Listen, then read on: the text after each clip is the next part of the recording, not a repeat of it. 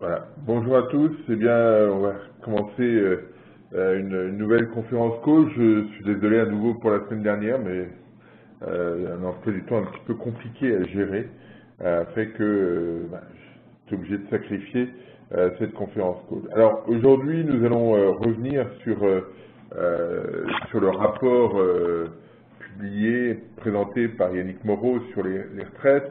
Alors, on ne va pas rentrer dans tout le détail parce que le rapport est extrêmement riche, extrêmement dense, mais il y a un certain nombre de points qui me paraissent intéressants sur la dépendance, notamment aux hypothèses qui sont faites sur le plan macro, etc. On va évoquer cette question. On parlera bien sûr des mesures qui sont prises, qui sont présentées, plutôt qui sont préconisées par le rapport Moreau, sachant que pour l'instant, c'est un rapport, ce n'est pas une adoption par le gouvernement de mesures. Les fameuses mesures nécessaires pour la retraite ne sont pas celles du rapport Moreau. Un premier élément sera défini lors de la réunion sociale des 20 et 21 juin prochains. On aura un calendrier plus précis.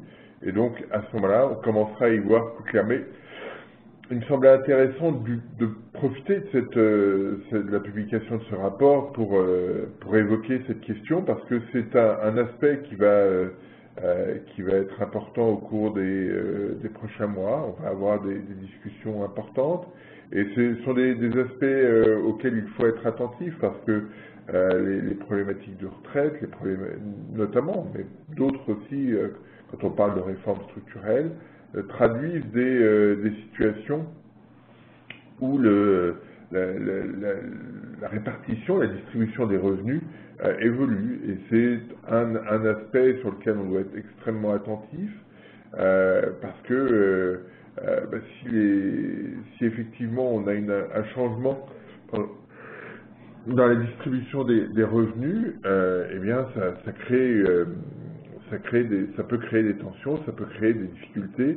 Et donc là, on est dans une situation où il faut réfléchir à la distribution des revenus entre personnes actives et personnes retraitées. Comment se fait la répartition, et c'est quelque chose d'important. Je voudrais juste signaler que c'est un point qui, moi, me paraît essentiel, parce que souvent on parle de réforme structurelle, les retraites en font partie, mais on a eu récemment la réforme sur le marché du travail, qui a été adoptée très récemment à l'Assemblée, enfin qui a été acceptée, qui passe au Conseil constitutionnel, donc c'est une loi qui est promulguée. Cette situation modifie en profondeur les relations entre les actifs et les entreprises.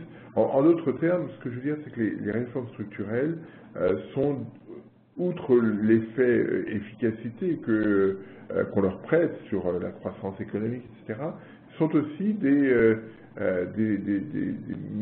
mécanismes qui modifient en profondeur la distribution des revenus. On le voit bien sur la problématique du marché du travail. Si vous avez une flexibilité plus grande, que l'entreprise peut décider de réduire le temps de travail parce que la conjoncture ne s'y prête pas, vous avez là un impact sur les revenus qui est non négligeable. Si vous discutez des réformes des retraites, eh bien, implicitement ou explicitement, même vous évoquez la répartition des revenus entre actifs et non actifs, entre le secteur privé et le secteur public, et ce sont des éléments qui peuvent être des éléments de crispation.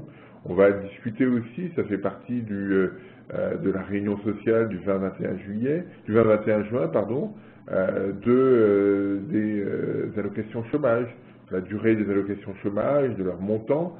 Est-ce que ça aussi c'est une répartition autre des revenus entre salariés et personnes au chômage qui souhaiteraient travailler. Donc c'est une dimension importante, et cette dimension est d'autant plus importante aujourd'hui que le rythme de croissance est très faible. Et donc quand vous avez une productivité qui progresse très lentement, donc que le surplus de revenus est très faible à distribuer, hein, c'est ça la question de la productivité, c'est comment on peut, ça crée un surplus de revenus qui peut être distribué soit auprès des salariés, soit auprès des détenteurs du capital. Et donc la question est de savoir comment on va répartir cette situation. Si on reste dans une dynamique de revenus et de productivité très faible, la question de la répartition sera une question brûlante. C'est une question de rapport de force qui va jouer. Par contre, si effectivement on avait une progression très rapide, comme on l'a eu pendant très longtemps, des revenus, la répartition est beaucoup moins importante. On est beaucoup moins attentif à cette question. Mais si vous avez un gâteau qui ne grossit pas, eh bien il va y avoir une attention particulière à la distribution, à la répartition des parts de ce gâteau. Donc ça c'est un aspect important et qui va rester important encore un bon moment parce que la croissance est sur une dynamique qui est aujourd'hui toujours très, très modérée. Donc ça c'est un premier point que je voulais évoquer. Un des aspects qu'on va évoquer aussi au cours de cette conférence call, c'est la problématique de la Fed. Vous savez que la Fed, le Federal Reserve, se réunit aujourd'hui et demain, et que demain soir, il y a une conférence de presse de Bernanke. Donc là, il va y avoir des choses importantes qui pourront se dire, notamment sur les problématiques de réduction des achats d'actifs par la Fed. Voilà, on évoquera cette question aussi tout à l'heure avec un certain nombre d'arguments. Et donc, juste pour info, pour ceux qui me suivent sur Twitter, il est probable que pendant pendant la conférence de presse, j'enverrai un certain nombre de tweets sur les propos tenus par Bernanke. Donc ceux qui veulent se caler sur mon compte Twitter, ils peuvent le faire, ça maintiendra. Vous aurez une information en continu de cette conférence de presse. Voilà, alors je rajoute juste mon adresse, hein, c'est @phil, PHIL, underscore, le trait du 8, Vechter. Et donc, voilà. Alors, revenons sur les problèmes de conjoncture. Il y a eu un peu de chiffres, mais pas de façon excessive, mais des chiffres importants qui ont été publiés. Premier élément, sur la production industrielle. Vous avez ici une évolution de la production industrielle dans un certain nombre de pays, l'Allemagne, la France, le UK, l'Espagne, l'Italie, les États-Unis. Tous vont jusqu'au mois d'avril, sauf, et puis bien sûr la zone euro, tous vont jusqu'au mois d'avril, sauf les États-Unis qui sont jusqu'au mois de mai. Ce qu'on constate, et c'est un aspect extrêmement intéressant et que j'ai repris dans la vidéo que j'ai publiée hier sur mon blog, c'est que dans les pays européens, en Allemagne, en France, en zone euro, on a des signaux de stabilisation de la production industrielle, un peu mieux même en Allemagne, quand on regarde la courbe jaune sur le graphique. Pardon.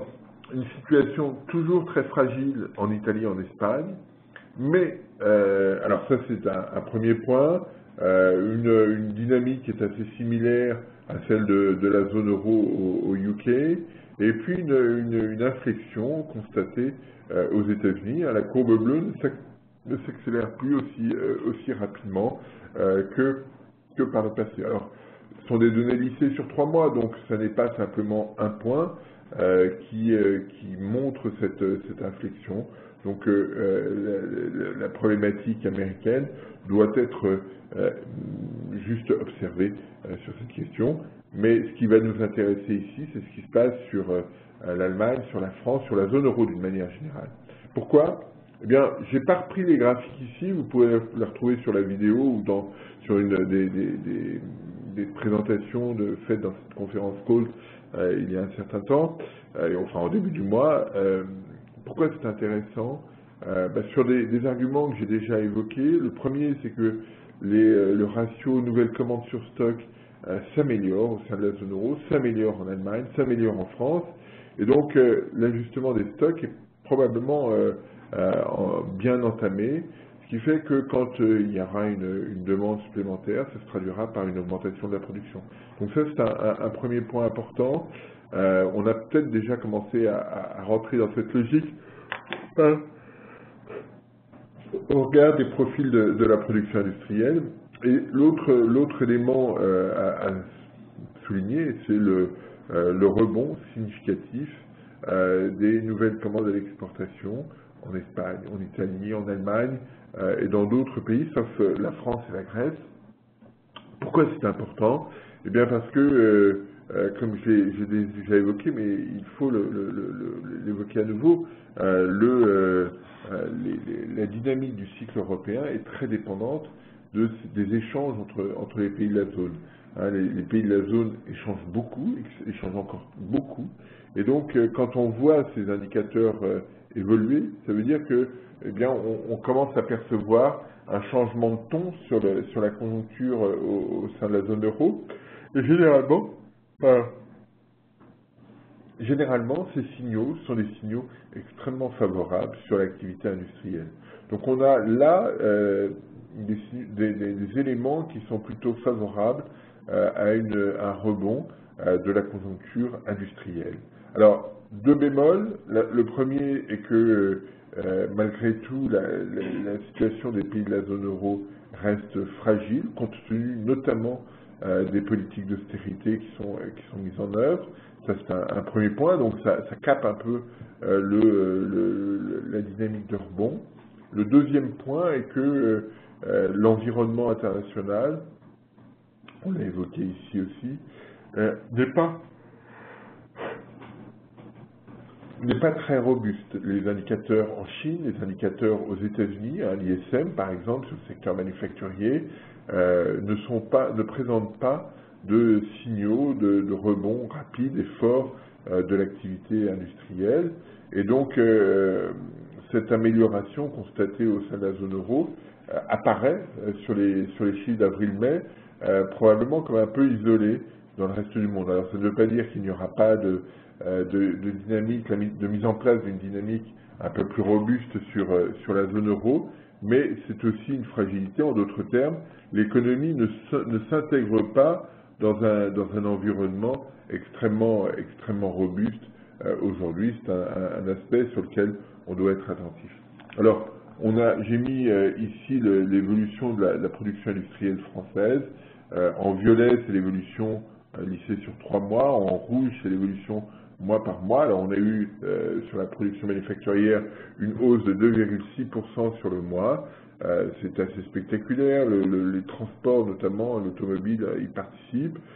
On ne peut pas exclure néanmoins que dans cette phase, il y a une bonne partie de rattrapage. Et donc, n'exagérons pas l'ampleur et la portée de ce rebond. On le constate. On note que dans les enquêtes en France, notamment dans l'enquête PMI, dans l'enquête de l'INSEE, la partie industrielle a eu tendance au mois de mai surtout, de s'améliorer. Donc on a une configuration qui est un petit peu meilleure et qu'on constate à la fois sur les chiffres de production industrielle et sur les indicateurs d'enquête.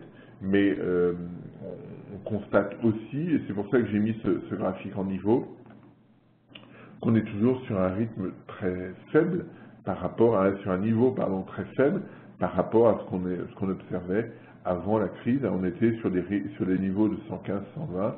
On est à 100 au mois d'avril.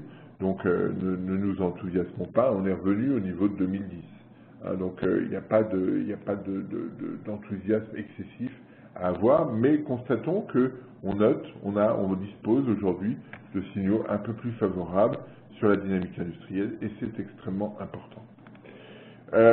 Par contre, on a eu des signaux sur l'emploi. Donc ici, j'ai mis l'évolution de l'emploi trimestre par trimestre. C'est ce sont les bâtonnets. Donc on est à moins 1,8% en taux annualisé au premier trimestre 2013. Donc une accélération assez sensible par rapport à ce qu'on avait observé à la fin de l'année 2012.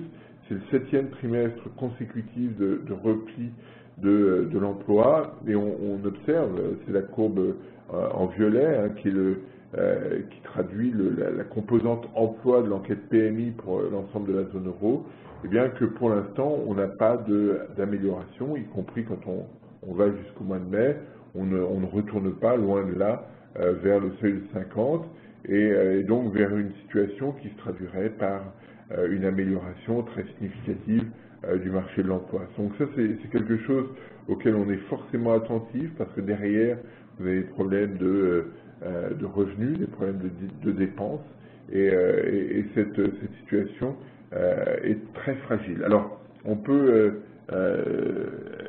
élaborer un petit peu autour de ça, enfin, continuer de tourner autour de cette question de l'emploi. Il m'avait semblé intéressant d'observer la comparaison entre les États-Unis et la zone euro. Donc les États-Unis sont en bleu, tout est mis en bas de 100 au premier semestre 2008, c'est-à-dire au point haut des deux indicateurs. Hein. Et ce qu'on constate, c'est que on a des profils qui aujourd'hui ont des niveaux pas si éloignés que ça, même si c'est loin d'être négligeable, hein, ça fait 2 points. Mais on a des profils qui sont extrêmement différents. On voit qu'au moment de la crise de 2008-2009, l'emploi s'effondre littéralement aux États-Unis, moins 6%.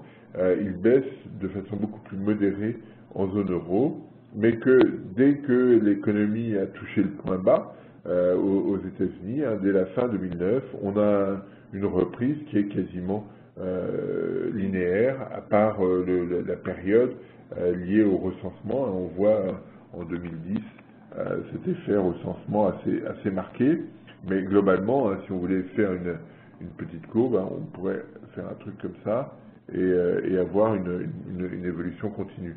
Et donc ça, c'est un premier point. Le deuxième point est de constater que la zone euro n'a pas eu du tout ce même profil. On a un point haut qui a été observé ici. J'essaie d'avoir, voilà. On a un point haut qui a été observé ici. Je vais changer de couleur parce que celle-là est illisible. Qui a été observé au deuxième trimestre 2011, et que depuis cette date, on a un repli très significatif. Alors, il était intéressant de s'interroger sur ce profil, sur les raisons du profil, et il m'a semblé intéressant de mettre en parallèle avec la demande interne, et on voit effectivement que j'ai avancé la demande interne d'un trimestre, et on voit effectivement que le profil a exactement la même allure que l'on prenne l'emploi ou la demande interne de la zone euro. Le calage pourrait être même plus précis si on regardait la demande interne privée.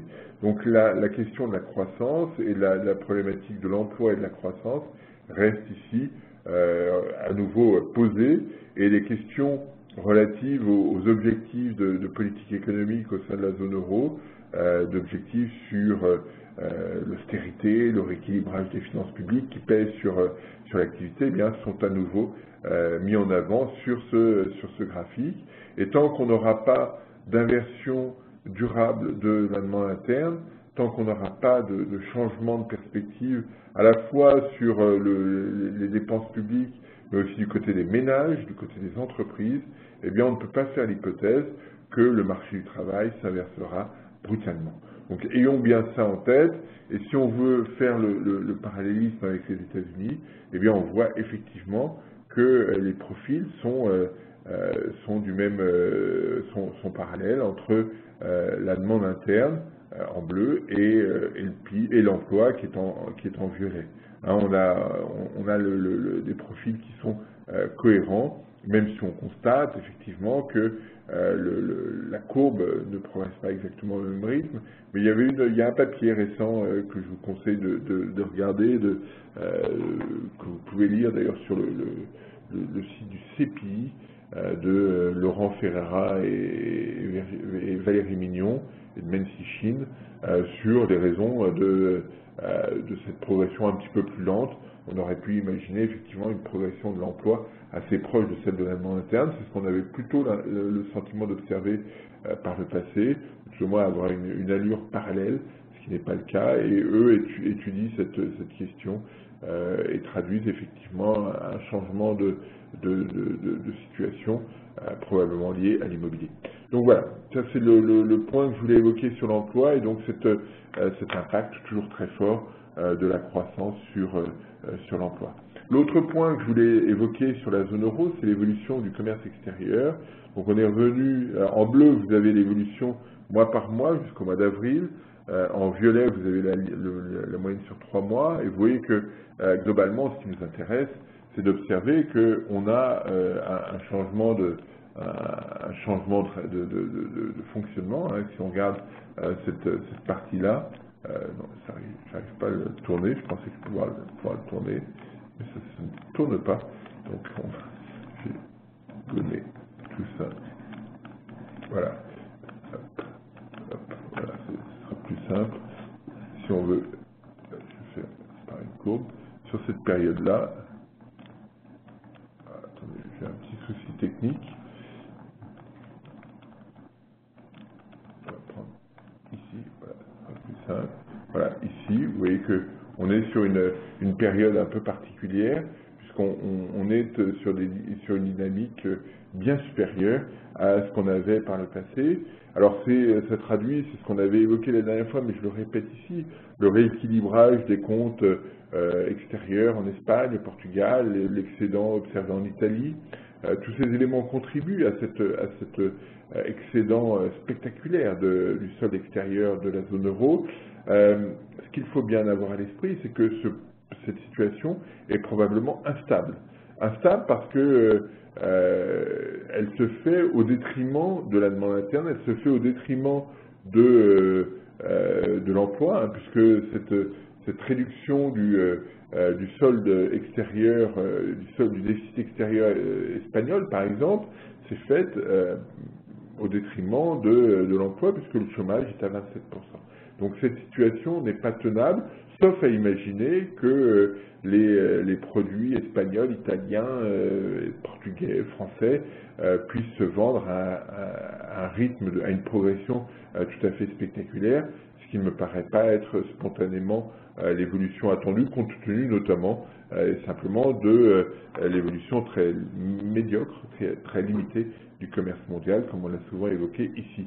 Donc là, il y a une source d'instabilité, et c'est pas parce que la situation se rééquilibre et s'améliore que c'est quelque chose de pérenne. Souvent, on a parlé du rééquilibrage des comptes extérieurs en faisant l'hypothèse que chacun des pays, par une dévaluation interne, c'est-à-dire par une réduction de leurs coûts, gagnait en compétitivité, gagnait, vous voyez, leurs exportations gagnaient des parts de marché, et l'équilibre se faisait par ce biais-là.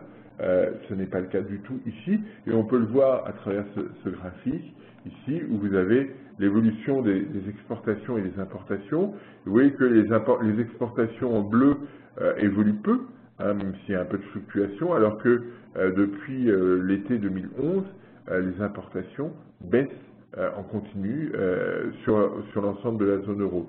Donc c'est cette dynamique-là qu'il faut avoir à l'esprit et se dire que la baisse des importations est quelque chose qui pénalise l'ensemble des pays de la zone euro, notamment les pays qui ont été obligés de faire les efforts les plus importants, et là on pense toujours même à Espagne, Italie, Portugal ou Grèce, et c'est probablement une situation qui ne sera pas tenable, et c'est pour ça que cette amélioration spectaculaire des comptes extérieurs de la zone euro sont fragiles.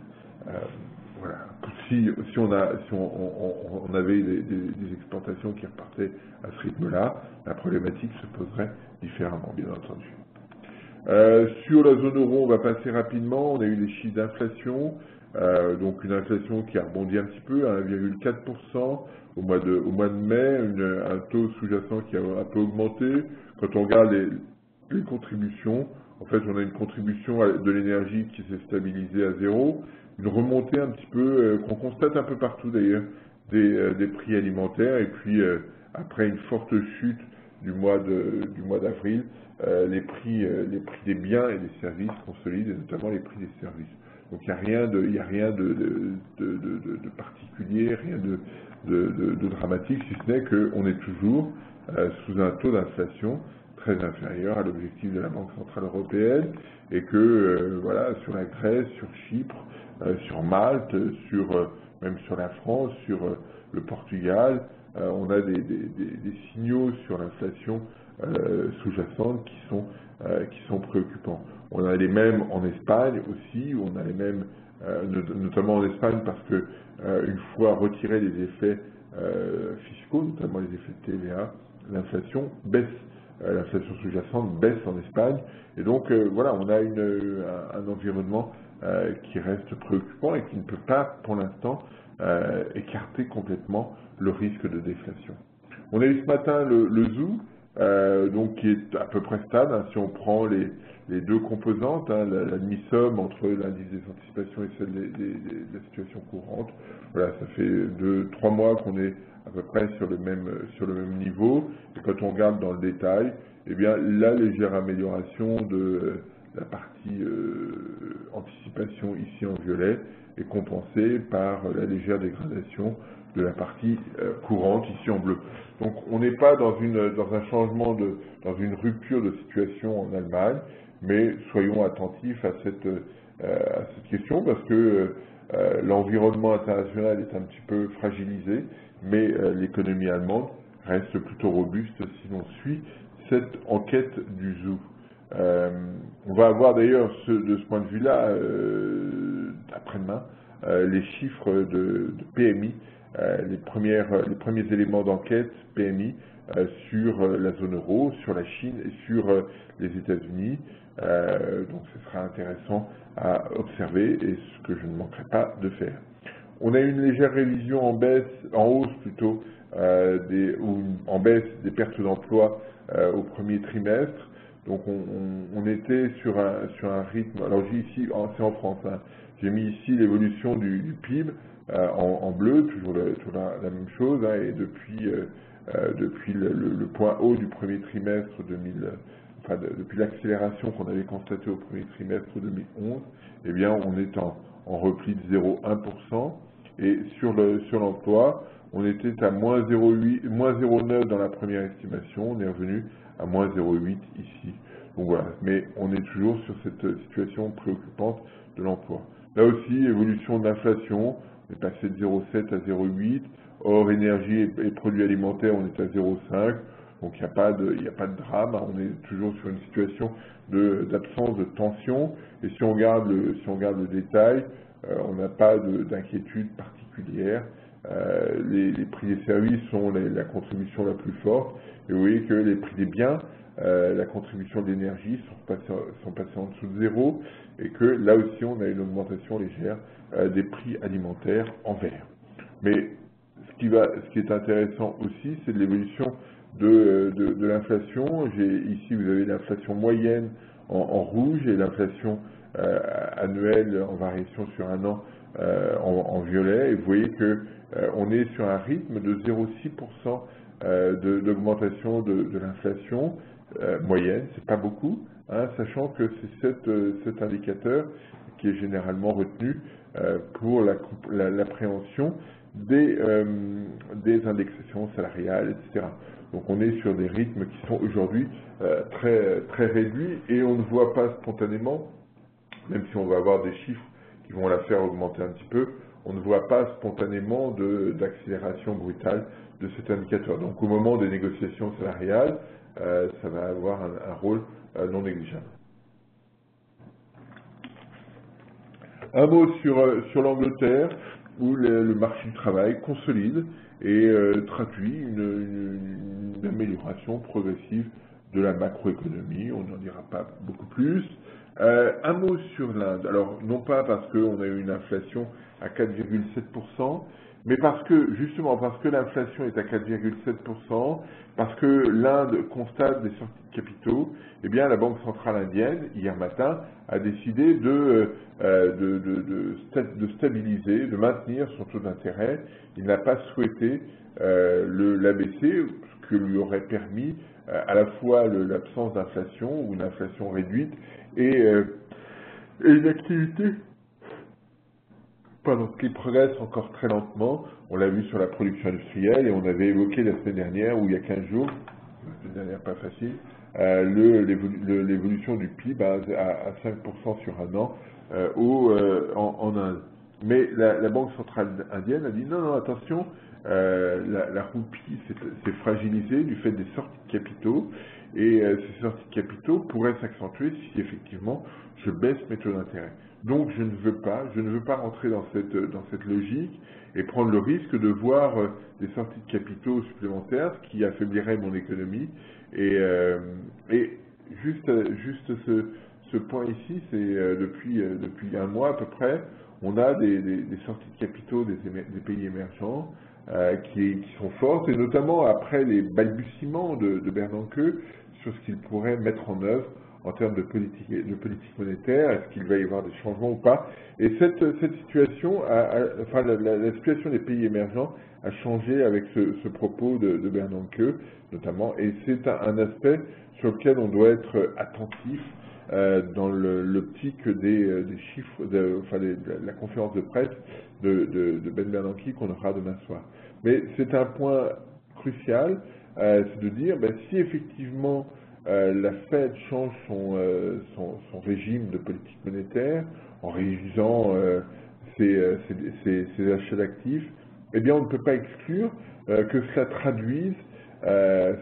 se traduise par des flux de capitaux importants des émergents vers les pays industrialisés. C'est généralement ce qu'on observe au moment où il y a des ruptures de politique économique, de politique monétaire, aux États-Unis.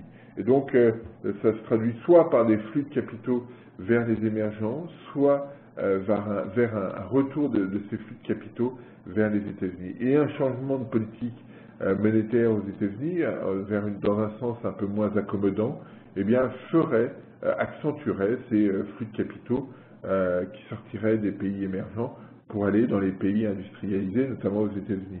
Et donc, c'est un aspect qu'on doit avoir à l'esprit aujourd'hui et qui probablement aura une incidence sur la façon dont Bernanke évoquera sa politique monétaire demain soir. Donc voilà, c'est sur cet aspect-là que ça me semblait intéressant parce que ce risque perçu en Inde est généralisable et si effectivement il y a un changement de stratégie de la Fed, ça aura forcément une incidence sur les pays émergents, ce qui pourrait les fragiliser, les rendre un petit peu moins dynamiques et ce qui aurait un impact finalement assez fort sur l'économie américaine. Donc c'est une des raisons pour lesquelles je pense qu'on aura un statu quo demain soir, où tout au moins Bernanke ne prendra pas position, parce que les pays émergents sont encore suffisamment faibles, fragiles plutôt, pour que la Fed puisse s'appuyer dessus. Alors, juste sur les États-Unis, on va revenir dans un instant aux problématiques de politique monétaire, mais ce chiffre de vente de détail me semblait intéressant. On a toujours, et depuis plusieurs mois, une dynamique assez stable sur les ventes de détail. Il y avait des inquiétudes sur le mois de mai.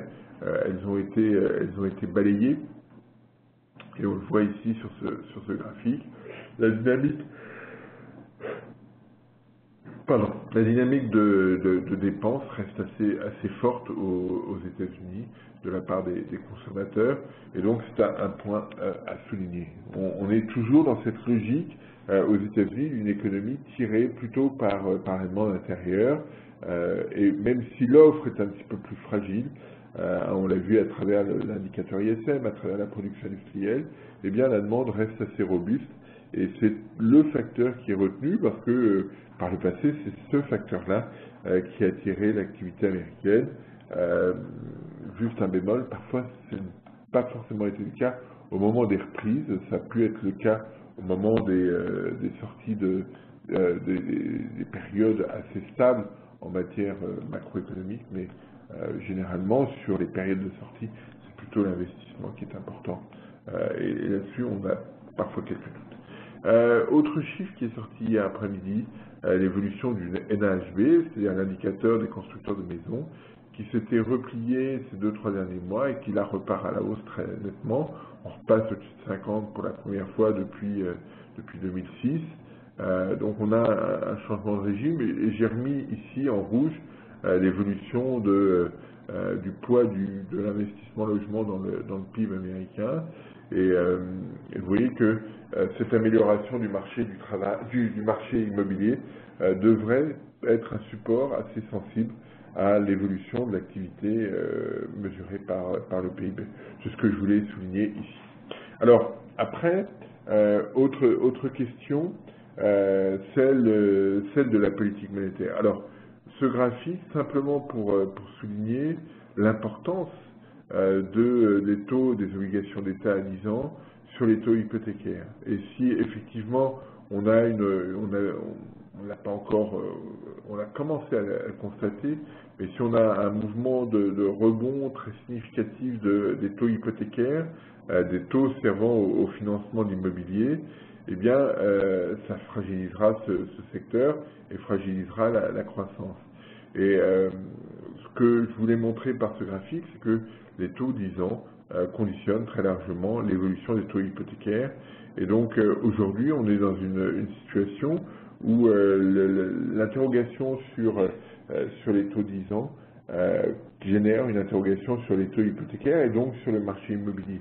Et c'est un aspect à prendre en compte aujourd'hui dans l'attente de la réunion de la Fed. Donc ça, c'est le premier aspect. Alors, le dernier point, il est par ici. Le dernier point sont des points mensuels. Donc on est par ici à peu près. Presque au plus bas, mais pas tout à fait. Deuxième point, ce que je voulais évoquer ici, c'est l'évolution des taux de la Federal Reserve, voir effectivement que depuis 2009, fin 2008, pardon, on a un taux extrêmement bas, un taux des Fed Funds, et ça permet aussi, ce graphique, de relativiser le mouvement haussier observé sur les taux de 10 ans américains. On a effectivement un rebond qui a été observé, mais il ne rebondit pour l'instant. Pardon, il ne rebondit pour l'instant qu'au niveau de mars 2012. On n'est pas au-delà et on est loin des chiffres qu'on avait observés en 2010-2011 et encore plus loin de ceux observés pendant la période de croissance assez robuste. Donc pour l'instant, on n'est pas dans une situation d'alerte. On n'a pas eu d'accélération. Alors l'accélération est forte, on a gagné 50 points de base en quelques jours, quelques courtes semaines, mais il n'empêche qu'on n'est pas encore sur des niveaux très élevés. Alors parfois on lit des choses, j'ai vu ça il n'y a pas longtemps, en disant oui, en 94, la remontée des taux n'avait pas eu d'impact sur l'économie, et donc on peut remonter les taux aujourd'hui, ça n'en aura pas. C'est pas aussi simple que ça, parce que d'abord, la situation n'était pas du tout comparable, et l'économie américaine ne sortait pas d'une période de croissance très lente, et les taux d'intérêt de la Fed étaient à 3%, pas à 0,25 comme ils le sont aujourd'hui. Et donc, si aujourd'hui les taux sont aussi bas, c'est qu'il y a une interrogation sur la croissance, il y a une interrogation sur la capacité de l'économie à croître. En 92, c'était des taux d'intérêt qui étaient bas, non pas pour cette raison, mais parce que les caisses d'épargne au Texas avaient fait faillite et que c'était un moyen de les resolvabiliser ou de resolvabiliser les investisseurs qui souhaitaient aller sauver ces caisses d'épargne. Texane, je précise. On n'est pas du tout donc dans la même situation, et donc la problématique de prêteur en dernier ressort qui avait joué à l'époque n'a pas le même sens aujourd'hui, et donc la question des taux longs est posée différemment. Ce qui est apparu avec le recul sur cette période, c'est que la Fed a été extrêmement maladroite dans son propos, dans sa façon d'évoquer le risque inflationniste qu'elle souhaitait mettre en avant, et donc là-dessus, la Fed sera beaucoup plus prudente dans le futur. Mais voilà, c'était le premier communiqué de la Fed à l'époque, et ça avait été assez maladroit et avait créé un choc assez marqué. Mais voilà. Alors, l'autre point que je voulais évoquer avec vous, c'est dans la continuité de la politique de la Fed, c'est ce graphique sur l'évolution simulée des taux de la Fed en violet. Je fais une estimation, j'ai fait une estimation, je suis désolé, le graphique est en anglais, je l'ai fait en anglais, et puis je m'en suis aperçu une fois que je l'avais transcrit sur le PowerPoint, donc c'est pas très grave. En fait, l'idée, c'est de faire une estimation du comportement du taux d'effet de fonds de 90 à 2007, c'est la courbe en violet, donc je prends comme référence le taux d'effet de fonds. Je fais une simulation, enfin j'essaie d'appréhender à partir de critères macroéconomiques simple, forcément simple, le profil du taux d'effet de fonds. C'est la courbe en bleu jusqu'à fin 2007. On voit qu'elle capte bien les retournements et c'est ça qui nous intéresse. Et à partir de janvier 2008, je simule, c'est-à-dire que je prends les paramètres estimés jusqu'en 2007 et j'intègre les valeurs effectivement observées du chômage et de l'inflation aux États-Unis. Et on voit que dans cette courbe de Taylor très, très simple, qui avait été calculée initialement par Mankiw, eh bien on s'aperçoit que à partir d'avril 2009, les taux d'intérêt deviennent négatifs aux États-Unis et que en avril 2013, ces taux d'intérêt sont toujours négatifs. On est à moins 0,6% sur le taux d'effet de fonds optimal. Alors optimal au sens où il réplique ce qui avait été observé de 90 à 2007. Si on prend les mêmes paramètres, eh bien on a un taux d'effet de fonds qui devrait aujourd'hui être légèrement négatif. Et donc qui ne valide pas spontanément un changement de stratégie très, très brutal de la Fed. Je rappelle simplement que les apports de liquidité, c'est pour compenser le fait que les taux d'intérêt ne peuvent pas être négatifs. Et aujourd'hui, on n'est pas dans cette configuration-là. Alors, on reste dans cette configuration-là, avec un taux à 0,6. Et si on a une baisse de l'inflation un peu plus marquée, eh bien, ce phénomène va accentuer les taux d'intérêt à la baisse. Donc ça nous traduit une situation très, très simple, c'est que l'inflation qui ralentit est une incitation à adopter une politique monétaire beaucoup plus accommodante. Et c'est ce que je transcris ici. Donc pour l'instant, on n'y est pas. Pour l'instant, on est toujours sur des taux d'intérêt négatifs. Alors, la question j'ai eu peur. La question du rapport Moreau. Alors, j'ai mis un certain nombre de graphiques sur ce rapport, de tableaux, pour bien percevoir la situation. Vous avez ici le ratio démographique, c'est-à-dire les gens compris entre 20 et 59 ans sur la part des plus de 60 ans. Et vous voyez que en 90, si on pourrait remonter bien avant, le nombre d'actifs potentiels sur le nombre de retraités était très élevé. On était à plus de 4 de mémoire dans les années 60, donc un chiffre très, très fort, très marqué. Et on observe que dans la décennie 2000, on a un indicateur qui s'effrite progressivement, qui tend vers 1, qui tend vers 2 à peu près aujourd'hui, et qui tend vers 1,5%, 1,5 en 2060. Ça veut dire que globalement, 2 salariés travaillent pour un seul retraité, ce qui est extrêmement violent. Non, ça fait 3 si le ratio est à 1,5, ça veut dire que un salarié et demi vont travailler pour un retraité. Et donc les prélèvements, si on maintient les taux de pension, les prélèvements seront extrêmement élevés pour ceux qui travaillent, d'où un caractère désincitatif, et c'est probablement pas la bonne solution aujourd'hui que d'imaginer une augmentation très durable, très forte des cotisations. Il y a un effet incitatif qui jouerait fortement. Ça, c'est un premier point. Le deuxième point sur les retraites, c'est l'évolution de l'espérance de vie à 60 ans. Et on voit que depuis 1950, les hommes ont gagné à peu près 10 ans, les femmes pas tout à fait. Non, c'est le contraire. Les femmes ont gagné à peu près 10 ans et les hommes pas tout à fait. Donc on est sur sur une logique qu'il faut prendre en compte aussi dans le cadre de négociations sur les retraites, et qui s'illustre assez facilement ici sur le graphique, qui est de dire on doit prendre en compte le fait que l'espérance de vie à 60 ans augmente, et on a dans le même temps une augmentation très significative de l'espérance de vie en bonne santé, qui elle aussi s'améliore très, très sensiblement. Donc ça, c'est un paramètre à prendre en compte, parce que si vous êtes en 1950, vous vivez 15 ans au-delà de 60 ans, le coût pour le système de retraite est limité, ou tout au moins plus limité. Aujourd'hui, si vous avez une dérive à la hausse de cette espérance de vie après 60 ans, eh bien vous avez un vrai problème de financement qui survient. Donc voilà, c'est les deux points de départ. Alors j'ai voulu mettre ici une comparaison. Alors c'est inversé par rapport à ce qu'on voyait tout à l'heure, mais c'est le nombre de plus de 60 ans sur le nombre des 20-59 ans dans l'Union européenne. Alors on a en bleu l'évolution de ce qui se passe en France. Donc on était à 43% en 2010.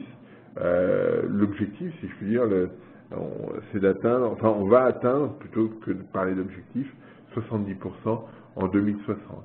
Mais on voit que tout le monde n'est pas logé à la même enseigne, et vous voyez que l'Irlande est encore un pays sur lequel les vieux sont pas si importants.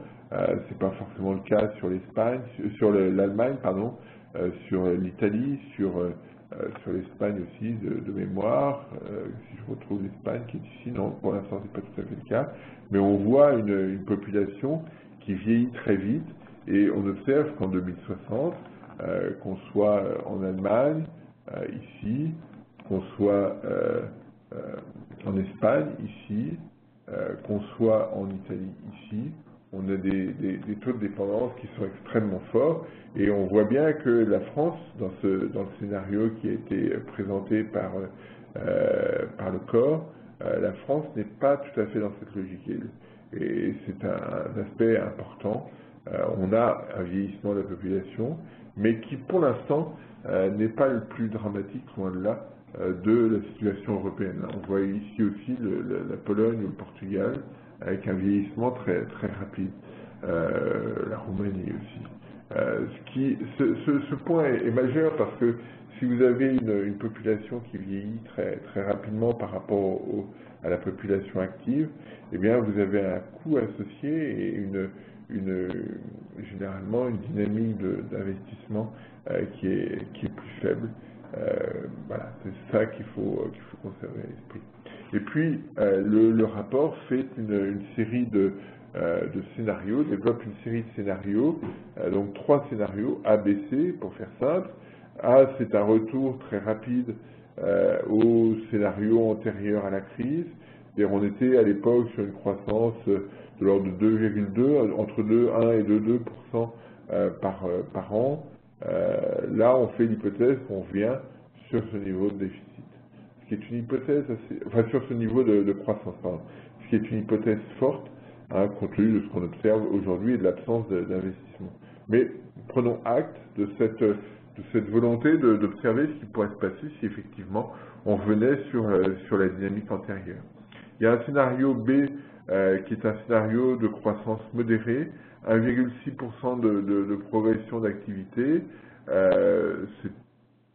C'est pas très robuste, mais néanmoins, ça a suscité quelques critiques indiquant que l'horizon, la croissance qu'on pourrait attendre de l'économie française serait probablement un petit peu plus faible que ce scénario B. Alors j'évoque cette question-là parce que le scénario B est le scénario de référence du corps, donc une croissance qui s'accélère assez sensiblement jusqu'en 2013, et puis après qui s'effiloche à 1,6% par an,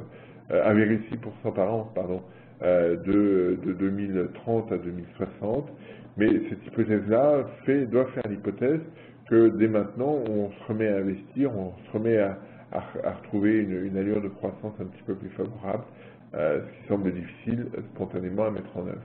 Puis vous avez un scénario C, qui est un scénario assez difficile, où le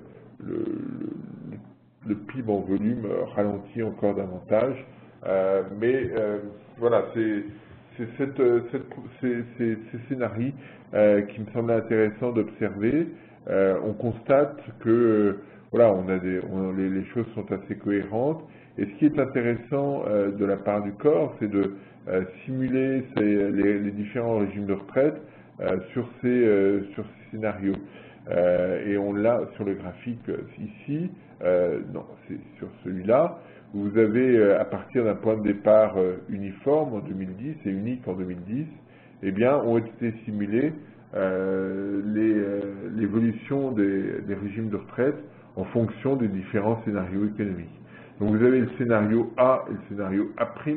Le scénario A' étant une légère amélioration par rapport au scénario A. On retrouve très vite un régime excédentaire et d'une certaine manière c'est assez gérable. Vous avez le scénario B qui est le scénario de référence qui spontanément, sans mesure correctrice, et qui est le scénario de référence du corps, eh bien, n'arrive pas en 2060 à retrouver l'équilibre. C'est un des aspects sur lesquels on doit être attentif, c'est que spontanément, quand on fait des simulations, eh bien, le système ne s'équilibre pas, contrairement à ce qui avait été évoqué en 2010, notamment lors de la retraite, des négociations sur la retraite dans la version antérieure. Donc là-dessus, il faut aller au-delà du scénario du scénario moyen, et c'est vraiment cet aspect-là qui nous importe, comment essayer de résoudre les problématiques. Et on voit bien que si on réussissait à se caler sur 2020 ici, si on pouvait faire une translation des indicateurs, le profil ne serait pas du tout le même, et notamment pour le régime relatif au scénario B. Donc c'est cet aspect qu'il faut prendre en compte et faire de telle sorte qu'on revienne assez vite vers ce point zéro, si je puis dire, des scénarios économiques. Et puis on observe que pour les scénarios de faible croissance, eh bien la question des retraites reste posée quoi qu'il arrive. Et donc on doit être attentif pour nos enfants et nos petits-enfants. Si effectivement la dynamique de l'activité économique ne repart pas, eh bien on se retrouve dans une situation extrêmement fragile. Alors, premier objectif de la réforme, de ce qui a été proposé par Yannick Moreau, c'est l'année 2020, de dire sur 2020, on doit corriger le solde, le déséquilibre observé sur les comptes de retraite. Alors, elle propose un certain nombre de choses, pas forcément les techniques habituelles de rééquilibrage des comptes parce qu'il y a toujours trois leviers simples qui sont toujours les mêmes.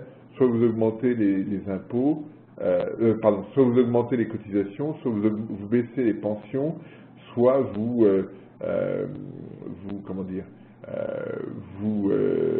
augmentez l'âge de départ à la retraite. Dans les mesures qui sont présentées ici, on n'est pas dans cette logique exactement. Ce que souhaite le rapport Moreau, c'est modifier l'équilibre fiscal des retraités, non pas en gommant leurs pensions, mais en faisant disparaître un certain nombre d'avantages fiscaux qui sont observés. Il y a des avantages fiscaux, des abattements. Il y a un abattement à 10% qui était important. Il y a une situation un avantage fiscal pour les couples avec 3 enfants. Enfin, tous ces éléments, il y a des taux de CSG qui sont plus faibles pour les retraités que pour les salariés, sachant que pour certains dans ces situations, des retraités peuvent toucher davantage qu'un SMICAR, mais payer une CSG plus faible. Donc voilà, il y a toute une série de mesures et les principaux éléments des éléments importants, pardon, de ce mécanisme du rééquilibrage vient de ces éléments fiscaux. C'est quelque chose d'important. Le gouvernement cherche à réduire les niches. Il en a ici l'opportunité. Donc ça, c'est un premier point. Un deuxième point qui sera néanmoins évoqué, et malgré la hausse des cotisations du 13 mars dans l'accord Agir-Carco, il y aura aussi probablement, si on suit le rapport Moreau, une augmentation des cotisations de 0,1 point par an, à définir ensuite entre ce qui ira en cotisation patronale ou en charge salariale.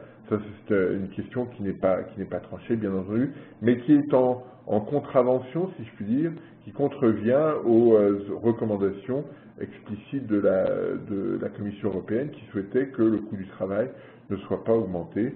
Ça ne sera pas le cas. Donc voilà, ce sont ces principales mesures. Après, il y a une autre problématique qui est posée, qui est de dire, voilà, on a un objectif à 2020, il faut à tout prix trouver un point de PIB pour rééquilibrer les comptes de retraite. Après, on a une autre problématique qui est celle de 2035. En 2035, les gens qui étaient issus du baby boom sortiront. La plupart seront à la retraite et un certain nombre sortiront. Donc à partir de 2035, a priori, on a un système qui devient beaucoup plus stable et donc sans effet d'accélération de gens qui arrivent à la retraite, comme c'était le cas des baby boomers.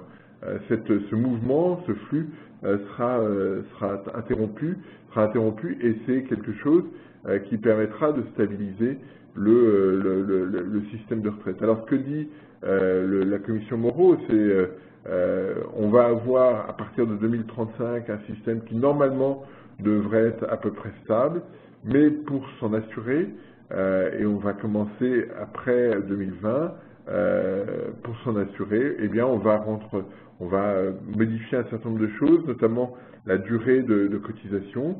Alors cette durée de cotisation qui passerait à 44 ans pour les gens nés en 1989.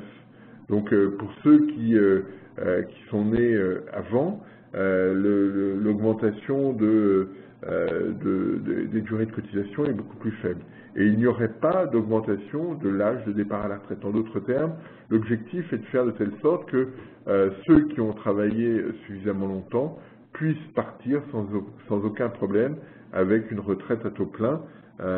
Et évidemment, pour les gens qui sont rentrés sur le marché du travail plus tard, eh bien, il faut pouvoir accepter de partir à la retraite plus tard, mais si on veut avoir une retraite à taux plein. Alors, je rappelle juste là-dessus, sur ce point, que vous pouvez partir à la retraite sans avoir cotisé complètement le nombre de trimestres suffisants, mais à ce moment-là, vous avez une décote et qui fait que votre pension est plus réduite. Donc il faut partir à la retraite au moment, d'abord avoir l'âge légal, hein, parce qu'il y a un âge légal à 62 ans, et une cotisation, un nombre de trimestres de cotisation suffisamment important. Donc ce que dit le rapport Moreau, c'est que voilà, on devrait pouvoir atteindre 2020 avec les mesures, réduction des niches fiscales, augmentation des cotisations, et puis progressivement avoir une période de transition de 2020 à 2035. Et si cette période, si cette situation ne s'équilibre pas, et le rapport Moreau évoque aussi cette problématique avant 2020, s'il n'y a pas convergence, si le scénario mis en avant n'a pas la robustesse qu'on nous prête aujourd'hui, eh bien il pourrait y avoir une sous-indexation des salaires pris en compte dans le calcul des retraites. En d'autres termes, plutôt que d'indexer sur les prix, eh bien on peut sous-indexer, notamment indexer sur le déflateur du PIB, dont le profil n'est pas tout à fait le même que celui des prix à la consommation. Donc on peut imaginer toute une série de mesures qui réduisent l'indexation et qui finalement pénalisent in fine le pensionné. Donc on a cette possibilité qui est évoquée, qui a été évoquée à de nombreuses reprises dans le rapport Moreau, même si ce rapport dit que c'est extrêmement compliqué. Donc voilà, on est toujours dans une phase qui nous fait penser, qui laisse imaginer. Alors j'ai pas refait les simulations, j'ai pas les moyens techniques pour le faire, mais qui fait penser qu'à partir de 2020, la situation commencera à se stabiliser, que de 2020 à 2035, il y a encore une période potentiellement instable qui pourrait être réglée par probablement des ajustements sur l'indexation des pensions ou sur l'indexation des salaires pris en compte dans le calcul des pensions. Et il y aura, pour sécuriser l'ensemble, une augmentation de la durée de cotisation à 44 ans pour la génération née en 89. Donc, pour les générations antérieures, l'augmentation des cotisations, des trimestres de cotisation est beaucoup plus réduite. Donc voilà, c'est ce que je voulais évoquer. Est-ce que c'est la grande réforme absolue? Pas vraiment, on ne parle pas du tout de capitalisation, on parle, et c'est un point sur lequel on doit être attentif parce que on aurait pu imaginer des compléments pour augmenter le poids de la capitalisation dans le système de retraite. Ça peut représenter jusqu'à 30% dans des pays proches, donc on est loin de ça en France, on est à moins de 10%. Donc ça c'est un premier point. Et puis on aurait pu imaginer, c'était ce qu'on avait imaginé il y a un an, que la réforme des retraites se traduise par un système plus individuel de points, comme c'est le cas en Suède. Et clairement, on n'a pas changé de modèle, on n'a pas changé de référentiel sur les retraites.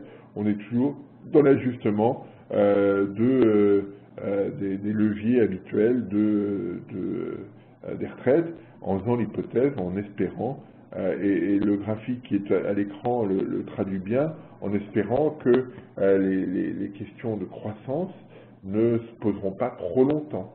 Parce qu'on voit ici le scénario C, qui est à 1,4% de mémoire. Je reprends un régime qui est à 1,4% en tendance sur la croissance, et on observe que sans correction, on est sur quelque chose de dramatique.